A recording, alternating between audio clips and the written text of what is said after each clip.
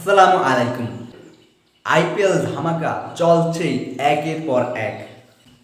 ইতিহাসের সবচেয়ে সেরা আইপিএল হলো এই 2024 আইপিএল। 2008 সাল থেকে শুরু হওয়া আইপিএলের সবচেয়ে সেরা আসর হলো 2024 আসর, যেখানে প্রতিটা দলই প্রায় আগুন বরাবর। বিশেষ করে রাজস্থান রয়্যালস আর সানরাইজার্স হায়দ্রাবাদ তো একের পর এক রেকর্ড গড়েই চলেছে। অপরদিকে রাজস্থান রয়্যালসও তাদের সক্ষমতা দেখিয়ে একের পর এক রেকর্ড গড়েই চলেছে।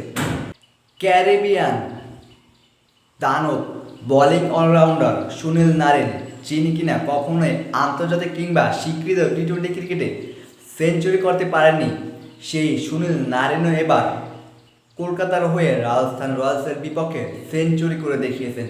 প্রথমবারের মতো স্বীকৃত টি-20 ক্রিকেটে করলেন সেঞ্চুরি। সেঞ্চুরি করেও দলকে জেতাতে পারল না সুনীল নারিন।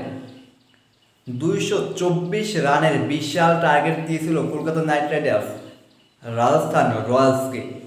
সেই পাহাড় সমান রান টপকে জয় ছিনিয়ে নিয়েছে রাজস্থান রয়্যালস।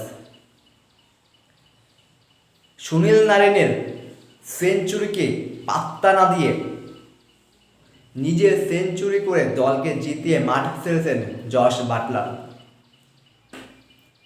দল প্রায় হেরে যাচ্ছিল, খাদের কিনারায় পড়ে গিয়েছিল দল।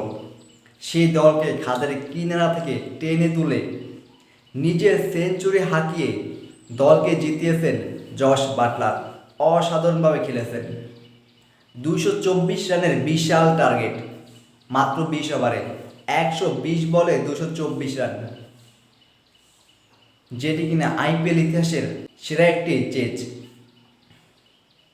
224 রান টপকে জয় ছিনিয়ে নিয়েছে রাজস্থান রয়্যালস এবং তারা 7 ম্যাচ খেলে 7 ম্যাচের মধ্যে 6 ম্যাচে জয় পেয়ে আইপিএল 2024-এর পয়েন্ট টেবিলের শীর্ষস্থান ধরে রেখেছে। আইপিএলের হয়ে ব্যাক টু ব্যাক সেঞ্চুরি হাঁকালেন জস বাটলার এবং দলকে জিতিয়ে তারপরে ফিরেছেন মাঠ। জস বাটলারের অসাধারণ ব্যাটিং দক্ষতায় কলকাতার রানের পাহাড় টপকে জয় পেয়েছে রাজস্থান রয়্যালস, তাও শেষ ওভারের নাটকীয়তায় মাত্র 2 উইকেটের বিনিময়ে। কলকাতার হয়ে আইপিএল ইতিহাসের সর্বোচ্চ দামি বোলার মিচেল স্টার্ক, তিনি মাত্র 1 ম্যাচে ভালো পারফরমেন্স করে আবারও খারাপ পারফরমেন্স শুরু করেছেন। রাজস্থান রয়্যালসের বিপক্ষেও 4 ওভার বোলিং করে দিয়েছেন 50 রান, স্বীকার করতে পারেনি একটি উইকেটও।